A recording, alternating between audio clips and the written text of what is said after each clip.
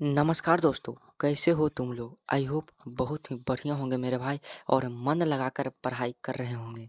तो चलिए आज मैं इस वीडियो में हिंदी का मोस्ट इम्पोर्टेंट ऑब्जेक्टिव क्वेश्चन कराने वाला हूं मेरे भाई, जो आपके बोर्ड एग्जाम 2026 के लिए बहुत ज़्यादा इम्पोर्टेंट है।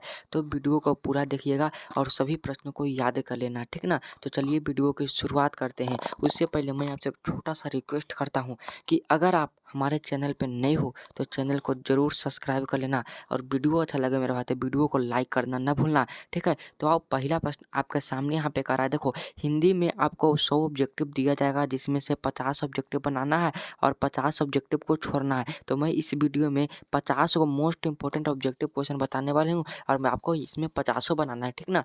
तो देखते हैं आप कितना पढ़े हैं और कितना तैयारी हुआ है। तो आप पहला प्रश्न करा कि बाबा साहेब भीमराव अम्बेडकर का जन्म कब हुआ था?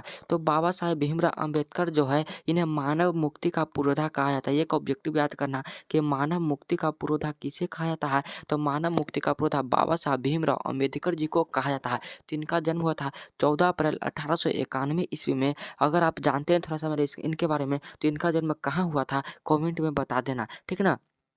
अगला प्रश्न करा, 20 के दांत कहानी के रचयिता हैं। तो मेरे पास 20 के दांत जो है एक प्रकार की कहानी है और इसके लेखक कौन है? तो नलिन बिलोचन शर्मा जी है और इनका जो जन्म हुआ था 1816 ईस्वी में पटना के बदरघाट में हुआ था। मोस्ट इंपॉर्टेंट क्वेश्चन है, ठीक है? अगला क्वेश्चन करा 3 नंबर, मैक्स मुलर के अनुसार सच्चे भारत के दर्शन कहाँ हो सकते हैं? तो जो मैक्स मुलर थे उनके अनुसार सच्चे भारत के दर्शन कहाँ हो सकते हैं? मुंबई में नहीं, दिल्ली में नहीं, बल्कि ग्रामीण भारत में जो गाँव के लोग होते हैं, ग्रामीण गाँव होते हैं, वहाँ पे सच्चे भारत के दर्शन हो सकते हैं। क्योंकि वहाँ संपूर्ण परिपूर्ण सुंदरता से परिपूर्ण होते हैं, हरी भरी हरियाली लगती है और शहर में आपको नहीं लगेगी बल्कि ऊंची ऊंची इमारतें लगेगी, ठीक ना?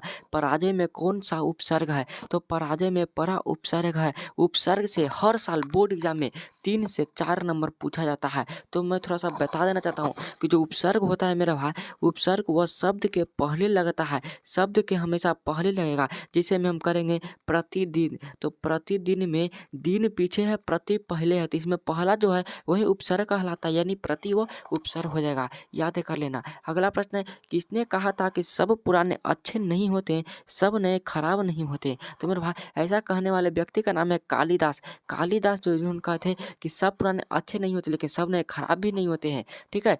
शुद्ध वाक्य निम्न में कौन शुद्ध वाक्य है? राम ने पुस्तक खरीदा, जी हाँ मेरे भाई, राम ने पुस्तक खरीदा, ये आंसर बिल्कुल सही हो जाएगा। नागरी लिपि के लेखक है, नागरी लिपि के लेखक कौन है? तो गुणाकर मूले जी हैं। ये क्वेश्चन का जवाब आप बताना मेरे भाई कि जो अक्षर अक्षर ज्ञान है, अक्षर ज्ञान के लेखक कौन है? अक्षर कथा, अक्षर ज्ञान के लेखक कौन है? कमेंट बॉक्स में जरूर बताना।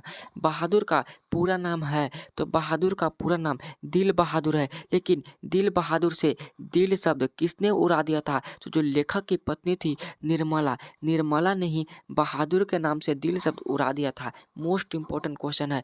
9वां नंबर क्वेश्चन करा, परिमाणवाचक विशेषण है। तो देखो भाई, विशेषण होता है जिसकी विशेषता बताई जाए उसे विशेषण कहते हैं। और विशेषण अगर विशेषण है, अगर विशेषण की हम विशेषता बता रहे हैं उसे प्रविशेषण कहते हैं। या परिभाषा पूछेगा कि विशेषण की विशेषता बतलाने वाले शब्द क्या कहते हैं, तो प्रविशेषण कहते हैं। यहाँ पे पूछा परिमाणवाचक विशेषण है, तो थोड़ा सा जो है वह परिमाणवाचक विशेषण का रूप है।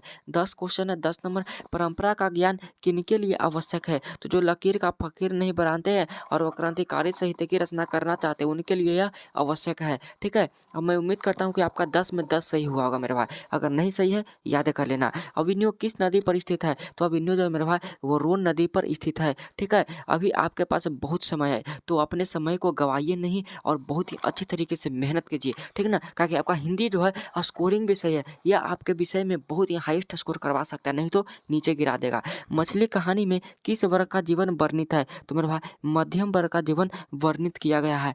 पहला प्रश्न नंबर 13 है, बिरजू महाराज की ख्याति किस रूप में है? तो बिरजू महाराज की ख्याति जो है मेरे भाई वो नर्तक के रूप में है, ठीक है? भाववाचक संज्ञा का उदाहरण है। तो मेरे भाई जो सर्दी है वो भावात्मक रूप है, हम सर्दी भाव के रूप में प्रकट कर सकते हैं लेकिन दिखा नहीं सकते हैं, ठीक है ना। आध्यात्मिक शिक्षा से गांधी जी का क्या तात्पर्य है? तो आध्यात्मिक जो शिक्षा है उनका तात्पर्य हृदय की शिक्षा से है, ठीक है। अगला क्वेश्चन करा, महात्मा गांधी के पिता का नाम क्या था? तो महात्मा गांधी के पिता का नाम तो मेरे भाई करमचंद गांधी, ठीक है। क्वेश्चन नंबर 17, राजगिरी कौन सा समास है? तो राजगिरी राजा का गिरी, इसका अगर हम पूर्ण रूप से पढ़ें तो राजगिरी का मतलब होता है राजा का गिरी। और जहाँ पे कारक विभक्ति लग जाए, जिस शब्द में कारक विभक्ति लग जाए वह तत्पुरुष समास होता है। ये आंसर बिल्कुल सही हो जाएगा। निम्नलिखित में सर्वनाम है, निम्नलिखित में कौन है जो सर्वनाम है मेरे भाई? तो मैं जो है सर्वनाम है। सर्वनाम मुख्यतः कितने होते हैं? 11 होते हैं। गुरु नानक किस भक्ति धारा के कवि हैं? तो निर्गुण भक्ति धारा के कवि है मेरे भाई। बी आंसर बिल्कुल सही हो जाएगा। अगला प्रश्न कर, रसखान दिल्ली से कहाँ चले गए? तो रसखान जो है वो दिल्ली से ब्रजभूमि चले गए थे, ठीक है। शुद्ध शब्द है, तो शुद्ध शब्द कैसा है? प्रकृति आप लोग कैसे लिखते हैं? ऐसे लिखा जाता है। तो ये आंसर बिल्कुल सही। 22 नंबर क्वेश्चन यहाँ पे करा मेरे भाई कि परिश्रम में कौन उपसर्ग है? तो देखो ध्यान से पढ़ो, परिश्रम उपसर्ग शब्द के कहाँ लगता है? पहले। तो परिश्रम में पहले क्या आता है? परि, तत्श्रम बाद में, तो परि उपसर्ग हो जाएगा, ठीक है ना। अगला प्रश्न करा, हाथ खाली होना नहीं कहता है। जब जेब में पैसा नहीं रहता है तो कहते हैं हाथ खाली है भाई, 1 रुपया नहीं है। तो हाथ में हाँ पैसा न हो, पास में पैसा नहीं होना, ठीक ना। अगला क्वेश्चन करा कि अवकाश शब्द में उपसर्ग है, तो अवकाश में अब उपसर्ग हो जाएगा, ठीक है। हिरोशिमा किस देश में है? तो हिरोशिमा जापान देश में नहीं मेरे भाई, ठीक है। अगला प्रश्न करा, मेरे बिना तुम प्रभु कविता का हिंदी रूपांतरण किसने किया था? तो कवि मेरे भाई धर्मवीर भारती ने इन कविता है उसका हिंदी में रूपांतरण किए थे। तो मेरे बिना तुम प्रभु थे, उनके लेखक थे बीरेन डंगवाल। कौन थे? बता देना, रेनर मारे रेल के थे। कुंवर नारायण कवि है, तो नगर संवेदना के कवि कुंवर नारायण जी हैं। यह प्रश्न पॉपुलर है और मैं गारंटी के साथ कहता हूँ कि 2026 में यह आएगा, ठीक है। 28 नंबर है, सेनापति में कौन सा समास है? तो सेना का पति सेनापति कहलाता है, तत्पुरुष समास हो जाएगा।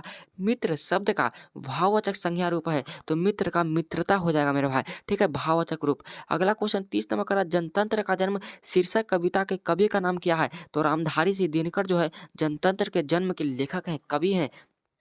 कहता है, हिंदुस्तान नाम सुनी अब ये सकुची लजात पंक्ति किस कविता से उद्धत है? तो भारत माता से उद्धत है, सॉरी स्वदेशी से उद्धत है। और स्वदेशी के लेखक कौन है? प्रेमगंज जी। इनका पूरा नाम क्या है? तो बद्री नारायण चौधरी।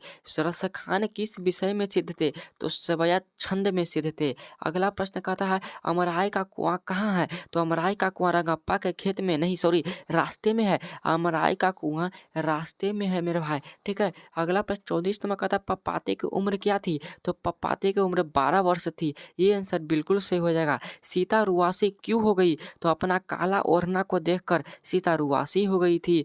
बहादुर अपने घर से क्यों भाग गया था? तो बहादुर अपने घर से माँ के मार के कारण भाग गया था। 37 नंबर प्रश्न करा कि बिरजू महाराज किस शैली के नर्तक हैं? तो बिरजू महाराज मेरे भाई जो हैं वह कथक शैली के नर्तक हैं। 38 नंबर क्वेश्चन आपके सामने करा मेरे दोस्त, अशोक वाजपेयी का जन्म कब हुआ था? तो अशोक वाजपेयी जी का जन्म 16 जनवरी 1941 ईस्वी को हुआ था, ठीक है। 39 नंबर है, बिलनव क्या है? बिलनव एक छोटा सा गांव है। बी आंसर बिल्कुल सही हो जाएगा। लास्ट क्वेश्चन 40 नंबर है, हमारी नींद कविता कहाँ से ली गई है? तो मेरे भाई दुरुश्चक्र में सृष्टा से ली गई है, ठीक है।